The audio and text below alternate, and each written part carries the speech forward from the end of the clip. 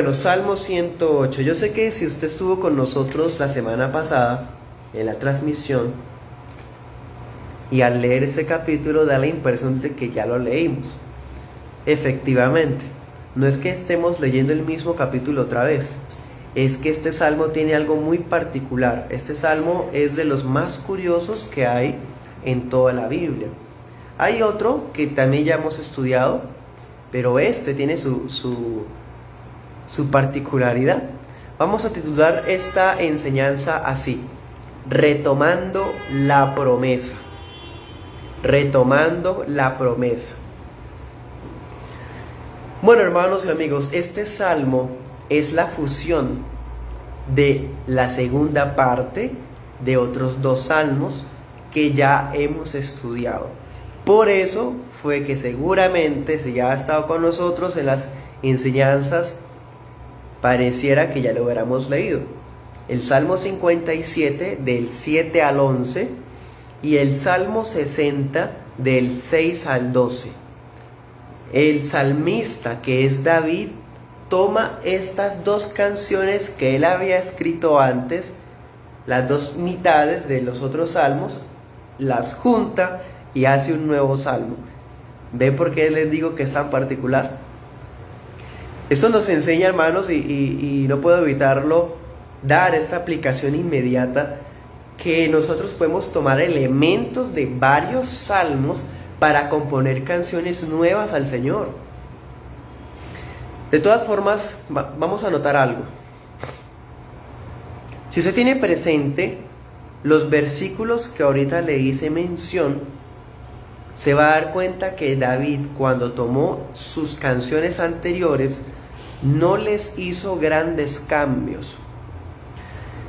Claro, aprovechó la oportunidad para hacer algunos breves arreglos, o más bien algunas adaptaciones para su propia circunstancia. De todas formas, hermanos y amigos, esto que él hizo no es como quien mejora la Biblia, sino bajo la inspiración del Espíritu Santo nos entrega este Salmo 108. Entre las cosas diferentes son algunos detallitos, algunas expresiones nada más, pero la más destacable de estas diferencias es que este salmo menciona el nombre de Dios. Este salmo dice Jehová. Ahorita lo leíamos en el versículo 3, te alabaré, oh Jehová. En el salmo que David usó para crear no dijo Jehová, dijo Dios. Eso es muy curioso.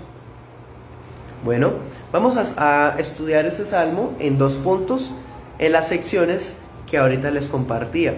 En el primer punto vamos a mirar versículos del 1 al 6. Versículos del 1 al 6, primer punto. Y lo titulamos Alabando como antes.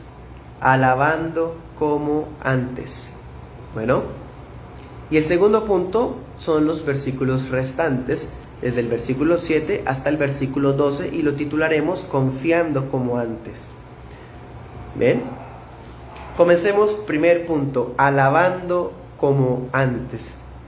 Entonces, mis hermanos y amigos, los dos capítulos en los que David se basó, cada uno de ellos tenía circunstancias particulares, había circunstancias difíciles en las que él estaba pasando, David, y en ambas hay algo en común: persecución. En el Salmo, capítulo, ya les confirmo, en el Salmo 57, que es uno de los salmos que él usa, él estaba huyendo de Saúl.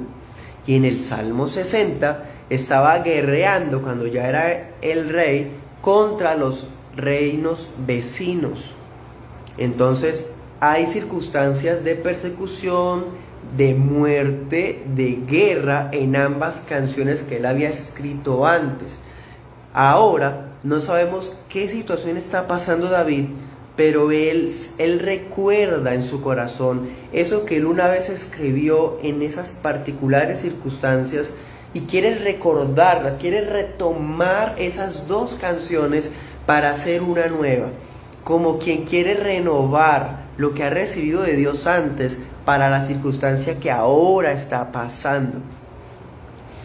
Eso es algo muy interesante, hermanos, muy bonito, que el salmista nos enseñe a hacer esto. Recordemos un poquito más a fondo, en el Salmo 57, David estaba huyendo, estaba escondido en la cueva y estaba clamando el auxilio de Dios contra sus enemigos. Ese Salmo 57, él comienza con una petición muy profunda y termina el capítulo con alabanzas a Dios. Ahora, en este capítulo 108, él invierte el orden. Ya no deja la alabanza al final. En el Salmo 108, David comienza con la canción de gratitud. Eso es muy bonito, muy interesante. Hermanos, generalmente nosotros damos gracias cuando ya hemos recibido lo que hemos pedido. Pero ya en el Salmo 108, David está alabando a Dios antes de que Dios responda. Eso es muy interesante. No es porque él esté declarando la palabra de que lo que está pidiendo se va a dar. Es que para él el motivo de alabanza, más que una petición contestada, es la misericordia de Dios, como vamos a estar viendo. Versículos 1 y 2. Dice: mi corazón está dispuesto, oh Dios, cantaré y entonaré salmos todavía con mi gloria. Despiértate, salterio y arpa, despertaré al alba. En aquella oportunidad nosotros mostrábamos que David madrugaba con tal de adelantarse, con tal de adelantar el tiempo que él estaba pasando tan difícil, y culminó con la alabanza. En esta oportunidad lo que hace David es comenzar con una emocionada y bella determinación. Él quiere comenzar su día alabando al Señor. Y no es todo. El salmista, versículo 3, dice: te alabaré, oh Jehová, entre los pueblos, a ti cantaré salmos entre las naciones. David quiere asegurarse que las verdades que él está entonando sean conocidas en todo el mundo por gente de todas las clases sociales. La gente del pueblo, los reyes y todo el mundo tiene que darse por enterado de las verdades del Evangelio. Versículos 4 al 6 dice: porque más grande que los cielos es tu misericordia, y hasta los cielos tu verdad. La alabanza que está entonando David en esta oportunidad no se basa solamente en la respuesta a la petición, sino en esos atributos de Dios: su misericordia, su verdad. Bueno, porque hermanos y amigos, la lealtad de Dios sigue siendo más grande que los cielos. En una oportunidad David clamó a Dios auxilio y Dios vino en su rescate. Ahora, cuando se enfrenta a circunstancias difíciles, nuevas, porque hermanos, estamos en esta vida y mientras estemos en esta vida vamos a enfrentarnos a tribulaciones nuevas, pruebas nuevas. Cada día trae su afán y cada año traerá sus propias cuestiones y problemáticas. David sabe que ese Dios que lo ayudó antes de que él fuera sido el rey, cuando Saúl lo estaba persiguiendo, ahora que ya es rey, lo puede seguir ayudando. Su fidelidad sigue siendo tan alta como los cielos todavía. Vamos a leer el Salmo 103. 103:11. Dice: porque como la altura de los cielos sobre la tierra, engrandeció su misericordia sobre los que lo temen. Qué hermoso. Ahora volvamos al 108, versículo 5. Dice: ensálzate, oh Dios. Versículo 6, para que sean librados tus amados. Es como si David estuviera diciendo: glorifícate, oh Dios, sobre la creación, a la vista de todos nuestros enemigos. Responde y libera a los que tú escogiste por amor. Entonces, en ese primer punto que vimos, David se acordó de una circunstancia similar, quizás, que él pasó antes, y retoma la canción que entonó en aquella oportunidad. Ahora ya no la está entonando como gratitud de la respuesta, sino porque Dios sigue siendo misericordioso y fiel. Quiere exaltar a Dios como lo hizo antes y hasta mejor, porque incluyó el nombre de Dios, por ejemplo. Segundo punto, vamos de los versículos del 7 al 12, confiando como antes. Versículo 7 dice: Dios dijo en su santuario. A partir de esta parte, el salmista se está basando en lo que él ya había escrito en el Salmo 60, que ese fue el salmo que estudiamos la semana pasada. David está tomando la parte final del Salmo 60 para fundamentar su esperanza en la palabra de Dios. Él está pasando por una situación que no sabemos con exactitud qué es, pero teniendo en cuenta el trasfondo de los dos salmos anteriores, es probable que esté pasando alguna persecución, algo relacionado con muerte, con complots de asesinato contra su vida. Bueno, entonces él recuerda que una vez Dios mismo le reveló a través de un oráculo, es decir, a través de una revelación especial para su vida, porque él sí era un verdadero profeta. Cuando él recibió esa palabra en el Salmo 60, él la escribió, y lo que Dios dijo está acá. Versículos del 7 dice: me alegraré, repartirá Siquem. Versículo 8, mío es Galaad. Versículo 9, vasija, Moab, la vasija para lavarme. ¿Sí? Esas palabras son parte del oráculo que Dios ya le había dado a David en su momento, cuando peleaba especialmente contra los ejércitos de los edomitas. Nosotros estudiamos el Salmo 60 y vimos que los ejércitos de David estaban rodeados por multitudes de enemigos: Moab, Edom, Filistea y etcétera. Los arameos, los amonitas, estaban todos uniéndose en contra del reino de Israel. Entonces el Salmo 60, David lo escribe cuando Joab consigue la victoria contra los edomitas en el Valle de la Sal. Eso lo mirábamos la semana pasada, haciendo referencia a 2 Samuel capítulo 8. Entonces David, en la circunstancia que ahora está pasando, recuerda la palabra de promesa que Dios le dijo en esa oportunidad y la recuerda. Ahora las quiere volver a tomar. Quiere confiar en ellas como lo hizo en esa oportunidad. Quiere elevar palabras de victoria, pero ojo, que están basadas en la misma palabra de Dios. Y vuelvo y digo lo que dije al comienzo. David está tomando lo que ya había dicho antes y lo está haciendo casi textualmente, porque la palabra de Dios, cuando queremos hablar de verdad, palabra de Dios, ¿qué debemos hacer? Hablar la palabra de Dios, casi o totalmente textual. Hoy día, tristemente, vergonzosamente, hay muchos creyentes que comparten frasecitas que dicen: Dios te dice, yo estoy a tu lado y esta semana te daré lo que el diablo te ha robado. Y hablan en nombre de Dios palabras que Dios nunca dijo. Ellos están actuando como los falsos profetas que roban las palabras que Dios jamás ha dicho. Si vamos a hablar palabra de Dios, tiene que ser palabra de Dios que está escrita. Así como David está haciendo, él está confiando en una palabra que él recibió una vez y la está tomando casi que textualmente otra vez, literalmente, del Salmo capítulo 60.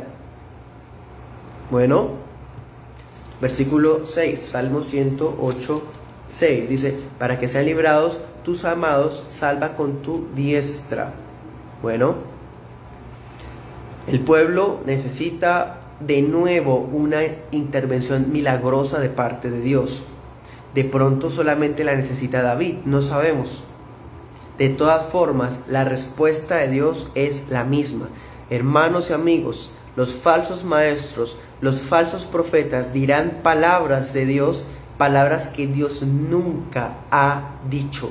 Si Dios sigue hablando hoy, lo hace como lo hizo aquí con David, con las palabras que él ya había dicho antes. ¿Qué Dios ha dicho antes? Hermanos, tenemos 66 libros en nuestras Biblias. Lo que Dios ya ha hablado está allí. Y todo aquel que añada palabras a ella es un mentiroso, como dice Proverbios. No añadas a sus palabras para que no seas hallado mentiroso. Y acordémonos también el juicio de Deuteronomio y el juicio de Apocalipsis. ¿Qué pasa con el que quita las palabras que están en la escritura?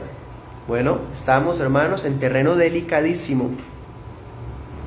El Señor responde con la misma palabra a la petición de David. Esa promesa de victoria que Dios le había dado un tiempo atrás, Dios se la está volviendo a dar. Versículo 8. Mío es Galaad, mío es Manasés. Bueno, ahí menciona algunas ciudades del país, ¿sí? Este versículo nos recuerda el dominio que Cristo tiene sobre los límites de Israel. El Señor es rey de su pueblo, ¿bien? Pero el Señor no solamente es rey de su pueblo, el Señor es rey también de los de afuera, porque Dios dijo, mías son todas las almas. Por eso, cuando Dios le responde a David, no solamente le habla concerniente a Israel, también le habla sobre Moab, Edom y Filistea. A Moab, ¿qué le dice? Serás una vasija para lavarme. Es decir, lo va a colocar en la posición más humillante. Al segundo, ¿qué le dice? Serás el tributario sometido a mi pueblo Israel. Por eso dice, sobre ti pondré mi calzado, ¿sí? Como quien pone los pies encima. Y el tercero, vemos cómo le habla a los filisteos, como si los estuviera retando, como si le estuviera diciendo, griten, enfréntense a mí. Bueno, versículo 10. ¿Quién me llevará a la ciudad fortificada? ¿Quién me guiará hasta Edom? Hermanos, si el pueblo sale a la guerra sin estar reconciliado con Dios, va a estar en problemas. Hermanos, las decisiones que tomamos, los proyectos que estamos llevando a cabo, si los hacemos sin estar en paz con Dios, vamos a darnos cuenta que nuestro socorro es vano, nuestras estrategias son vanas. En el versículo 10 nos deja ver, no solamente el pueblo está en problemas, va a estar en problemas, ni siquiera va a contar con la dirección para poder acercarse a su enemigo. Dice, ¿quién me guiará hasta Edom? Recordemos, Edom era una ciudad, un país, una región al sur de Israel que tenía terrenos muy difíciles, un acceso casi imposible de entrar. Si el pueblo no está reconciliado con Dios, no puede ni acercarse allá. Versículo 11. ¿No serás tú, oh Dios, que nos habías desechado? ¿No salías, oh Dios, con nuestros ejércitos? Hermanos y amigos, Dios puede tomarlos de nuevo al pueblo de Israel y glorificarse a través de ellos. Estoy refiriéndome acá a esa circunstancia particular. David sabe, cuando estemos en paz con Dios nuevamente, entonces Él se va a glorificar a través de nosotros. Versículos 12 y 13. Danos socorro en la angustia, porque vana es la salvación que viene del hombre. En Dios haremos proezas. El salmista culmina con una petición de auxilio, ¿sí? Como diciendo, envía tu auxilio, por favor, contra nuestros enemigos o contra mis enemigos, porque reconozco la debilidad de la ayuda del hombre. Y termina el salmista en el versículo 13 con una declaración de confianza. Y ojo con esto, ese es uno de los detallitos diferentes. En el Salmo 60 dice, con Dios haremos proezas. En la versión de los Salmos de las Sociedades Bíblicas Trinitarias, Reina Valera. Y en este Salmo 108 termina diciendo, en Dios. Y usted se preguntará, bueno, ¿y qué diferencia hay entre con y en? Uy, hermanos, demasiada. Con es una compañía, como cuando uno dice está junto con, pero en es como si estuviéramos unidos a Él, siendo parte de Él y Él estando en nosotros. En Dios haremos proezas. En Dios tendremos victoria. En Cristo somos más que vencedores. En Cristo, eso es lo que se conoce como la unión con Cristo. La unión con Cristo es a través de la fe en Jesús que somos unidos a Cristo. Y si estamos unidos a Cristo, entonces estamos unidos a Dios. Estaremos en Dios. No solamente estará Dios con nosotros, sino que nosotros estaremos en Él. Entonces, hermanos y amigos, como conclusión, este capítulo nos enseña que muchas veces en medio de nuevas circunstancias adversas, podemos echar mano de promesas cumplidas en el pasado. Podemos retomar alabanzas de victoria que ya hemos entonado antes. Y ojo con esto, el hecho que la palabra sea viva significa que puede traer esperanza y consuelo en distintas circunstancias.